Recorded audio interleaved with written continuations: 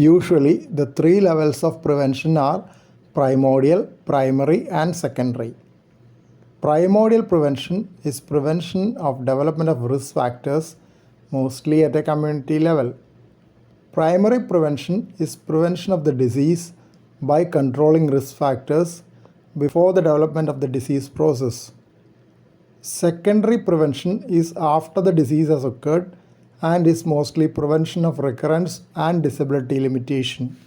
Most often, individuals are very much motivated for secondary prevention, while some are interested in primary prevention as well. Primordial prevention being mostly at the community level, individual role is limited, though every individual has to cooperate for community efforts to bear fruit. Atherosclerosis, the main cause for cardiovascular disease, starts very young and preventive efforts have to start early in life. Important risk factors which can be prevented are dyslipidemia, smoking, high blood pressure, high blood sugar, and excessive weight.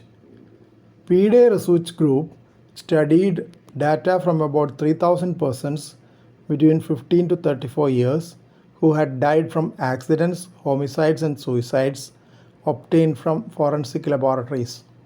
Positive association was noted with VLDL plus LDL cholesterol levels and negative association with HDL cholesterol and fatty streaks and raised lesions in aorta and right coronary artery, more so after the age of 25 years. Elevated glycosylated hemoglobin levels were associated with raised lesions throughout the 15 to 34 age group.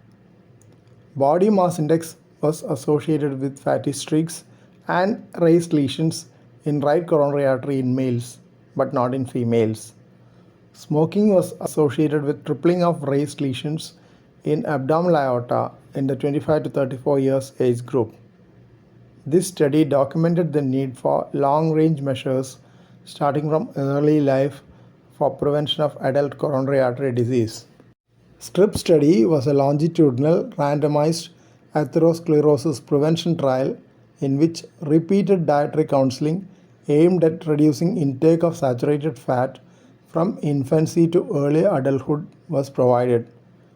Participants who had full data on components of metabolic syndrome, including weight circumference, blood pressure, triglycerides, glucose, and HDL cholesterol, were included in a sub-study. In the intervention group, prevalence of metabolic syndrome varied from 6% to 7.5% between 15 to 20 years. Corresponding figures for the control group was 10 to 14%.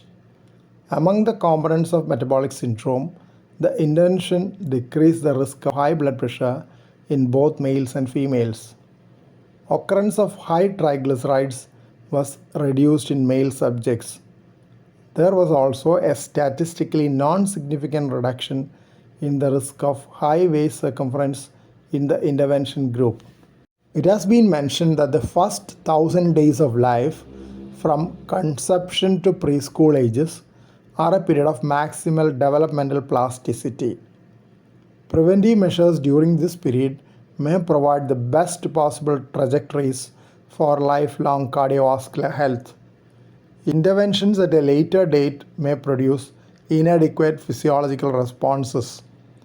Efforts for primordial prevention of atherosclerosis and related cardiovascular diseases should probably start very early in life to have lasting impact. Later interventions may have little or no effect. First set of journal references.